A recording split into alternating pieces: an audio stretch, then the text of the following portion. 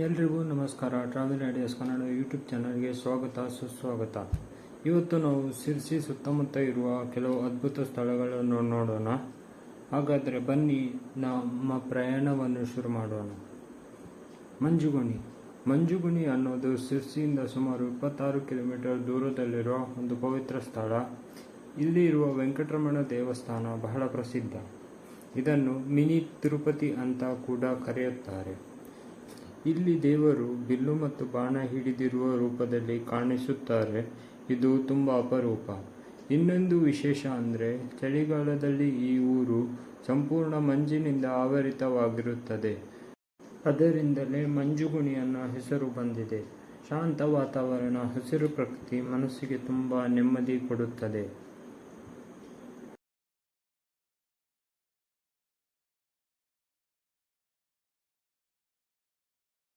ಮಾರಿಕಾಂಬಾ ದೇವಾಲಯ.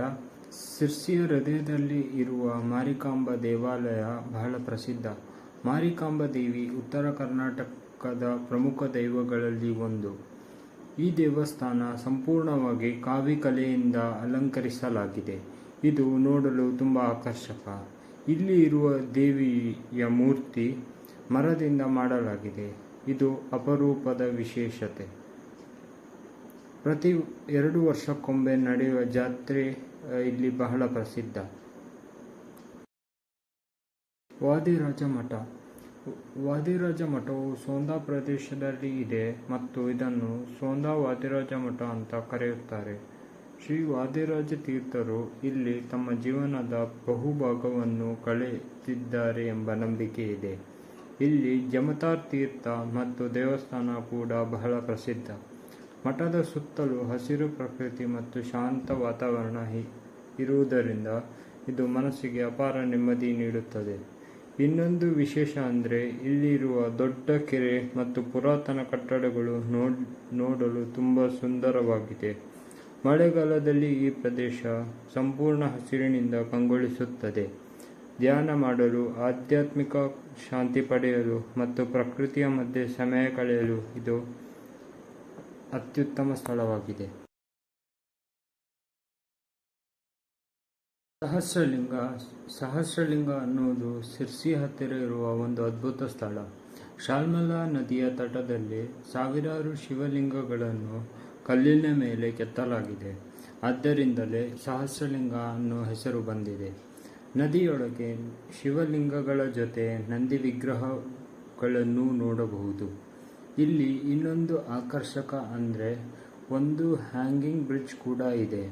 ಈ ಸೇತುವೆಯ ಮೇಲೆ ನಡೆದುಕೊಂಡು ಹೋಗುತ್ತಾ ನದಿಯ ದೃಶ್ಯವನ್ನು ನೋಡೋದು ತುಂಬ ವಿಶೇಷ ಅನುಭವ.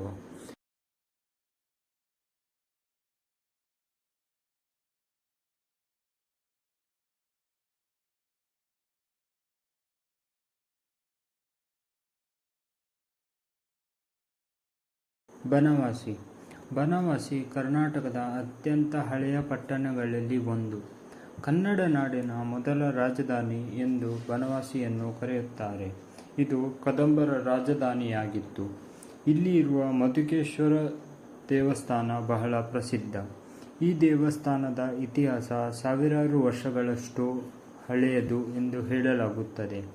ಇಲ್ಲಿನ ನಂದಿ ವಿಗ್ರಹ ಸ್ವಲ್ಪ ತಿರುಗಿದಂತೆ ಕಾಣುತ್ತದೆ. ಅದರ ಹಿಂದೆ ಒಂದು ಆಸಕ್ತಿದಾಯಕ ನಂಬಿಕೆ ಇದೆ. ಒಂದು ಕಣ್ಣಿನಲ್ಲಿ ಉಮಾಮಹೇಶ್ವರನನ್ನು ಮತ್ತು ಇನ್ನೊಂದು ಕಣ್ಣಿನಲ್ಲಿ ಪಾರ್ವತಿ ದೇವಿಯನ್ನು ನೋಡಲು ನಂದಿ ತಿರುಗಿದಂತೆ ಇರುತ್ತದೆ ಎಂದು ಹೇಳುತ್ತಾರೆ. ಸರಳ ಗ್ರಾಮೀಣ ವಾತಾವರಣ, ನದಿ, ಪುರಾತನ ದೇವಾಲಯ ಮತ್ತು ಹಸಿರು ಪ್ರಕೃತಿ ಇವೆಲ್ಲವೂ ಸೇರಿ ಒಂದು ಶಾಂತ ಮತ್ತು ಐತಿಹಾಸಿಕ ಅನುಭವ ಕೊಡುತ್ತದೆ.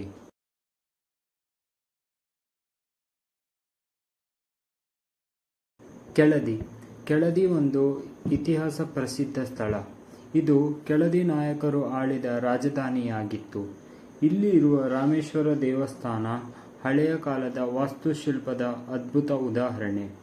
ಕಲ್ಲಿನ ಶಿಲ್ಪಗಳು, ಗುಪ್ತ ಮಾರ್ಗಗಳು ಮತ್ತು ಪುರಾತನ ಕಟ್ಟಡಗಳು ಇವುಗಳು ನಮ್ಮ ಇತಿಹಾಸವನ್ನು ಜೀವಂತವಾಗಿ ತೋರಿಸುತ್ತವೆ. ಇಲ್ಲಿ ಭೇಟಿ ನೀಡಿದರೆ ನೀವು ಹಳೆಯ ಕಾಲಕ್ಕೆ ಹೋಗಿದಂತೆ ಅನುಭವವಾಗುತ್ತದೆ.